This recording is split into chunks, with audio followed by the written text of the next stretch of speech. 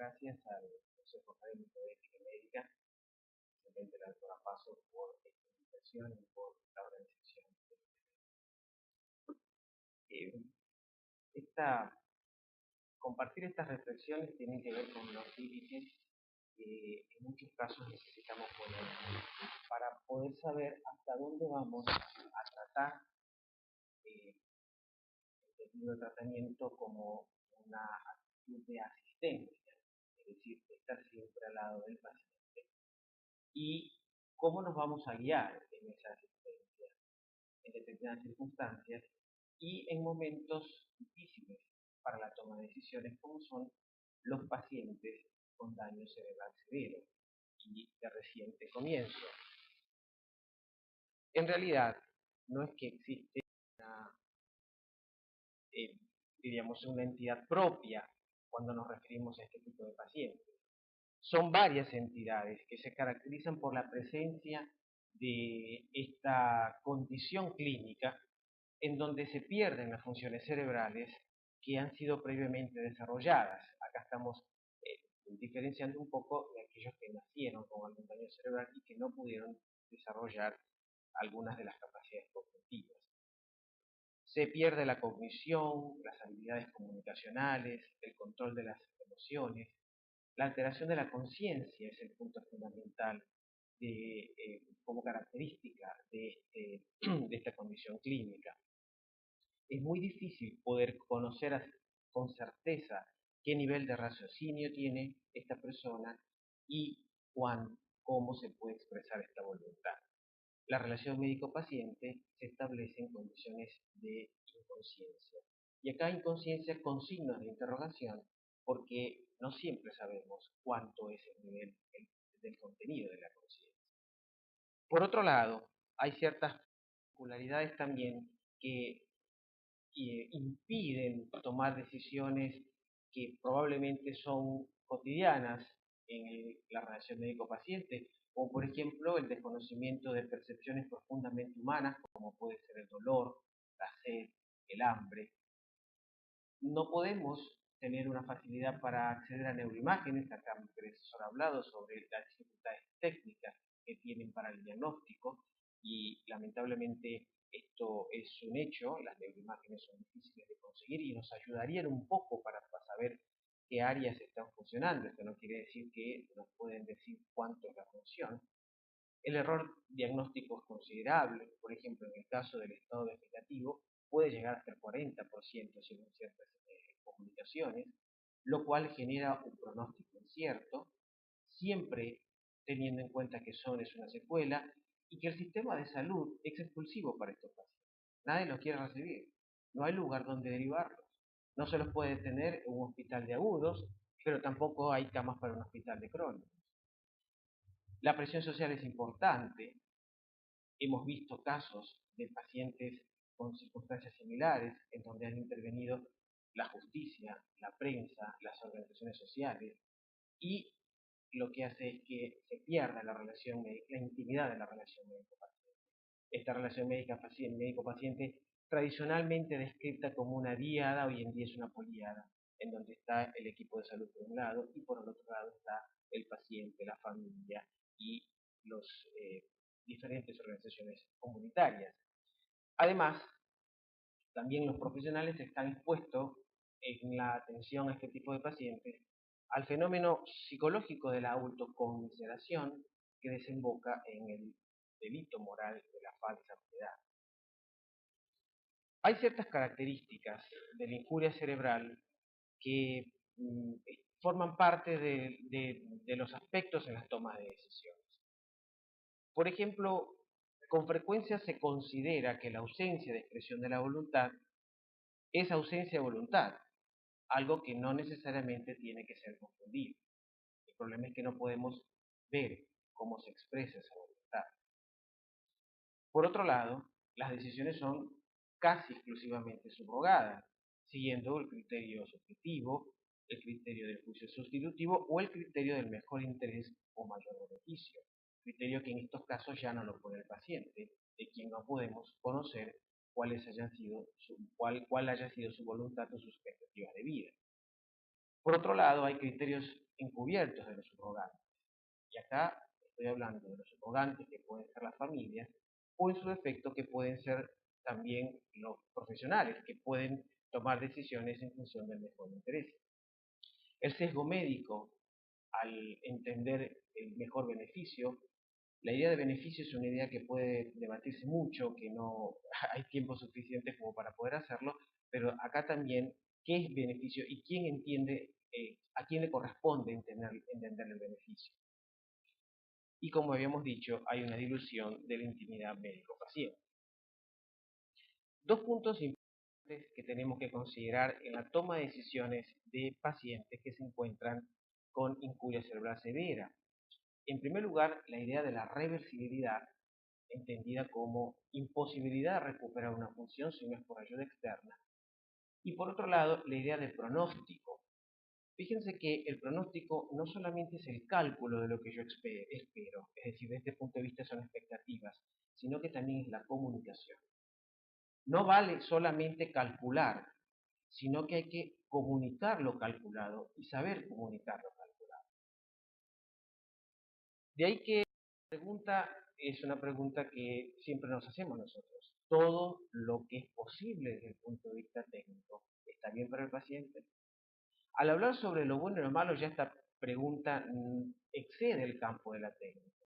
Es una pregunta que pasa a otro campo, porque la técnica nos deja cierta incertidumbre, como habíamos dicho anteriormente, dado que responde a la pregunta sobre lo posible. De ahí que esta necesita un transfer, yo le digo un transfer, que esto es la bioética, que nos lleve a otro campo, al campo de la metatécnica, perdón, donde se responda a la pregunta sobre lo bueno. En este campo, la lógica racional que viene desde la técnica se puede complementar con la lógica teleológica, que es el sentido de vida de esa persona, y la lógica axiológica, que son los valores. Son tres lógicas que siempre manejan la vida humana. De manera tal que una realidad biológica se va encajando en una realidad biográfica. Para esto, la bioética nos ayuda mucho porque nos permite analizar las conductas humanas bajo los valores morales y es de gran asistencia en el momento de la toma de decisiones. ¿Cómo se toman estas decisiones? Al respecto, Burns y Trock dicen que la toma de decisiones subrogadas en pacientes en situaciones críticas, y acá el concepto de crítico es un concepto mucho más amplio, no es el paciente exclusivamente de la medicina crítica, sino aquel paciente con el concepto de crisis, ese CREI del protoindoeuropeo que significa justamente cribar, cerner, diferenciar. Estos pacientes permanentemente requieren tomas de decisiones cuya segunda opción queda completamente descartada. Y si no se toma y si no se descarta una de estas decisiones, lamentablemente estos pacientes pueden fallecer. De ahí que son pacientes que viven en una situación como que permanentemente en una situación crítica. Ellos dicen que la toma de decisiones ha pasado un periodo que comenzó con la idea de la futilidad, que después se descartó, porque esto solamente hablaba sobre la eficacia de un procedimiento médico determinado y nunca se pueden poner de acuerdo la futilidad, aquella que se llama futilidad cuantitativa con la cualitativa, que es la que opinan los pacientes. Después viene una etapa de un abordaje procedimental, en donde la idea era la racionalidad de las acciones. Podrían haber acciones eficaces, pero racionales, que también se perdió porque después de todo termina definiendo en los hospitales o el equipo de salud. Y una tercera etapa que ellos llaman así, que es una etapa de comunicación y negociación. Es una etapa en la cual se debe de permanentemente preguntar y conversar unos con otros, tanto los profesionales con los pacientes, o en su defecto los profesionales con sus subrogantes. La idea de la proporcionalidad de los medios es un método que podríamos catalogarlo dentro de esta característica de la tercera etapa, según la clasificación de Burns, que si bien no es una negociación en sí, pero sí permite conocer o definir el acto en sí según sea disponible, eficaz, eficiente, previsible, planificable y la mejor opción. Esto es una evaluación que lo hace la parte técnica, es decir, los profesionales de la salud, y de acuerdo a esto, la propuesta al paciente o en su defecto a su familia y la elección que ellos hacen de este medio o el rechazo conforme a las esperanzas de beneficio, el uso común, que no represente una carga, que no rechace, que no sea un rechazo y que cumpla un deber moral superior, como en este caso puede ser el cuidado de la vida. De manera tal que combinando los criterios proporcionado y ordinario se puede tener o conocer si la propuesta es moralmente obligatoria, opcional o no lo es. Este es un pequeño algoritmo que yo suelo utilizar y proponerlo cuando me piden que opine al respecto. Es un algoritmo dado que el pensamiento de los médicos es fundamentalmente heurístico, entonces siguen los pensamientos algorítmicos, pero no necesariamente quiere decir que tenga que ser así. Decíamos que el criterio ético era el criterio de la reversión, la reversibilidad. Y de ahí habrían cosas, o habría situaciones que serían irreversibles y situaciones que serían reversibles. Siempre dado en el uno o en el otro de los casos, tendremos que utilizar un método comunicativo. En este caso estamos hablando del método de la proporcionalidad terapéutica, puede ser otro, pero siempre un método de estas características. De manera tal que si la situación es irreversible, el principio de acción es maximizar la evitación del daño, en donde habrían cosas que prácticamente no podrían ser olvidadas. El dar agua, aire, tranquilidad y aportar esperanza. Esto es algo que excede al campo de la medicina, que entra dentro del campo propiamente de los cuidados humanos y no deben de entenderse como acciones propiamente médicas. En el otro grupo están aquellas que sean reversibles, las situaciones que podrían ser reversibles. De manera tal que acá entran todas las acciones que llamamos en medicina crítica de peso, soporte vital, reanimación cardiopulmonar, hidratación, nutrición, fármacos, etcétera, que deben de ser guiadas de acuerdo al criterio de la reversión y siempre con un método, como en este caso puede ser de la proporcionalidad de ustedes. Hay algo que tener en cuenta. Estos estados pueden intercambiarse unos con otros. Situaciones irreversibles pueden terminar siendo reversibles y situaciones que uno pensaba que podrían ser reversibles resulta que terminan siendo irreversibles. De ahí que después hablo un poquito sobre de ahí que hay ciertos aspectos éticos que tenemos que tomar siempre en consideración en el momento de la toma de decisiones.